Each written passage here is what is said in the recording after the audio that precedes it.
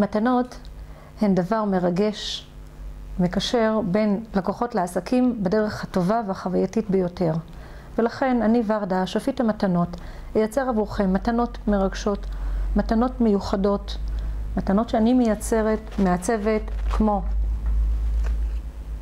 המוצר הזה, מעמד לכרטיסי ביקור, או החנוכיות מהאבן ירושלמית, שניתן להדליק עם נר או לשים שמן.